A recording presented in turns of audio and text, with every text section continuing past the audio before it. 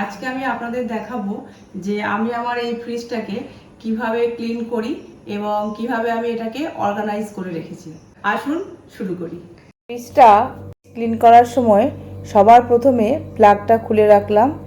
এবারে আমি একটা বাটিতে শ্যাম্পু, খাবার সোডা 1 চামচ আর 1 চামচ ভিনিগার, তার সাথে অল্প একটু জল মিশিয়ে নিয়ে ফাঁকা স্প্রেয়ার বোতলে এইভাবে ভরে নিলাম, নিয়ে স্প্রে করলাম ফ্রিজটার বাইরে এবং ভেতরে।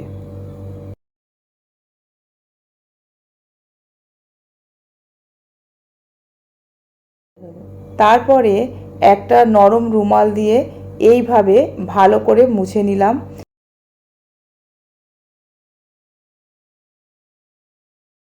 আর সাইডের এই যে রাবারের জায়গাটা, এইটা একটু ভালো করে ঘষে ঘষে মুছলাম। প্রত্যেক সপ্তাহে আমি এইভাবে মুছি, যার ফলে বেশি নোংরা হয় না। 2-3 মাস পর পর আমি ডিপ ক্লিনিং করি। পরবর্তী ক্ষেত্রে আমি কিভাবে ডিপ ক্লিনিং করি সেটাও আমি আপনাদের দেখাবো। আর পুরোটা ভালোভাবে মোছা হয়ে গেছে। এরপর আমি একটা শুকনো নরম কাপড় দিয়ে আর একবার ভালো করে মুছে নিলাম। এবারে সবজির বক্সের ভিতরে একটা নরম কাপড়ের ব্যাগ পেতে নিলাম। বাজার থেকে সবজি আনলে সেই সবজিগুলো আমি আগেই ভালো করে ধুয়ে শুকিয়ে নিই। আর এই যে নরম ব্যাগগুলো, এগুলো আমি আগেই ধুয়ে শুকিয়ে নিয়েছিলাম। এর মধ্যেই আমি এক একটা ব্যাগে এক এক রকমের সবজি ভরে এইভাবে রাখলাম।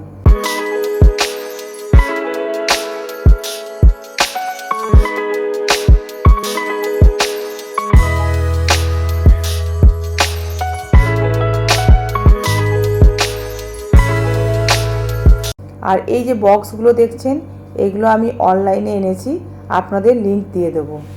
এর ভেতরের এক পাশে লঙ্কা আর এক পাশে লেবু রাখলাম। এগুলো আমার মাঝে মাঝে খুবই দরকার হয়, সেই জন্য এটা ওপরের দিকে রেখেছি।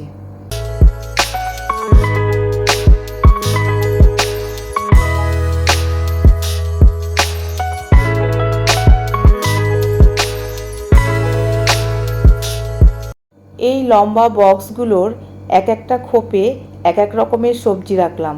এই বক্সটাতে ফল আর গাজর রেখে এইভাবে নিচের তাকটাতে রাখলাম।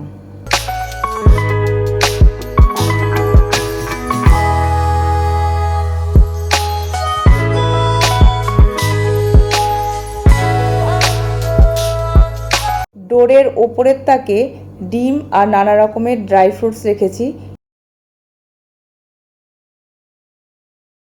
এই তাকটাতে দেখুন আমি পাউরুটি, দুধ, পিনাট বাটার, জ্যাম, মেয়োনিজ রেখেছি। বাড়িতে আমি না থাকলেও বাচ্চারা যাতে ব্রেকফাস্টে কিছু বানিয়ে খেতে পারে। আর এই নিচের তাকটাতে আমি জলের বোতল, জুস, সসের বোতল, রান্নার কাজে লাগে এই রকম কিছু জিনিসপত্র এখানে পরপর রেখেছি।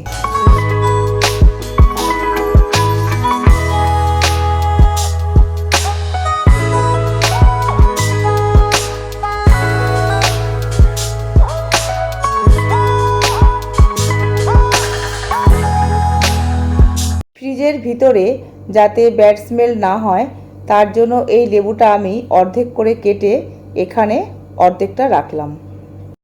ফ্রিজের এই জায়গাটাতেই আমি বিভিন্ন রকমের মিল্ক প্রোডাক্ট যেমন দই, পনির, বাটার, দুধ এই সব রাখি।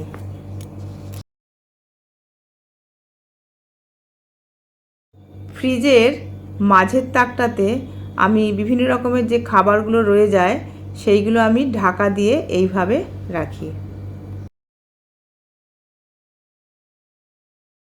এক ট্রে ডিম আনলে সবগুলো ফ্রিজে রাখা যায় না, তার ফলে বাইরে রাখতে হয়।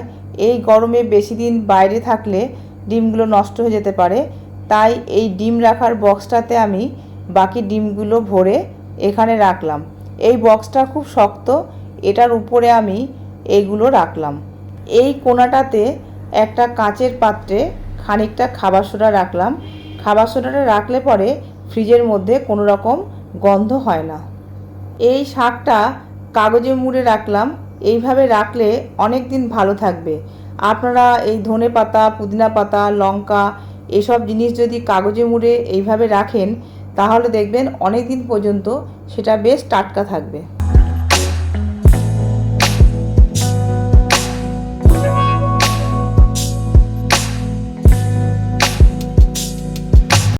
ডিপ ফ্রিজে মাছ বক্সে ভরে এইভাবে রাখলাম।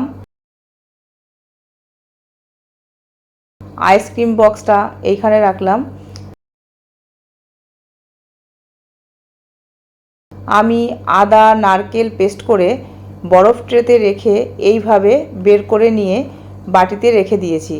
রান্নাতে যখন যেটা আমার লাগবে তখন আমি একটা কি দুটো কিউব বের করে রান্নার জন্য নিয়ে নিই। ডিপ ফ্রিজের পাল্লাটাতে আমি নানা রকমের মশলার প্যাকেট আর চকলেট এগুলো রেখেছি।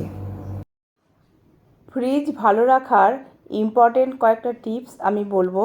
সেগুলো হলো, ফ্রিজ ক্লিন করার আগে প্লাগটা খুলে রাখবেন। ক্লিন হয়ে গেলে জিনিসপত্র রাখার পর সুইচটা দিয়ে 2-3 মিনিট ফ্রিজের ডোরটা খুলে রাখবেন। ফ্রিজের ভিতরে খাবার সোডা অথবা লেবু কেটে রাখবেন, তাহলে ব্যাড স্মেলটা হবে না। ডিপ ফ্রিজে বরফ জমে গেলে ছুরি বা ধারালো জিনিস দিয়ে খোঁচাবেন না, তাহলে এর ভিতরে যে সরু সরু গ্যাস পাইপ থাকে সেটা ফুটো হয়ে গ্যাস বেরোতে থাকবে। আর খাবার দাবার সবসময়ই ঢাকা দিয়ে রাখবেন, আর কোনো জিনিসই ফ্রিজে ঠাসাঠাসি করে রাখবেন না। বারবার ফ্রিজের ডোর খুলবেন না, আর ফ্রিজ অফ করে বেশিক্ষণ রাখবেন না। 2 থেকে 3 মাস পর পর নরম কাপড় দিয়ে আমি যেভাবে ক্লিন করলাম সেভাবে করবেন, তাহলে আপনার ফ্রিজ লং লাস্টিং করবে। আমার এই ভিডিওটা যদি আপনাদের ভালো লেগে থাকে তাহলে অবশ্যই লাইক শেয়ার করবেন। ভালো থাকবেন। নমস্কার।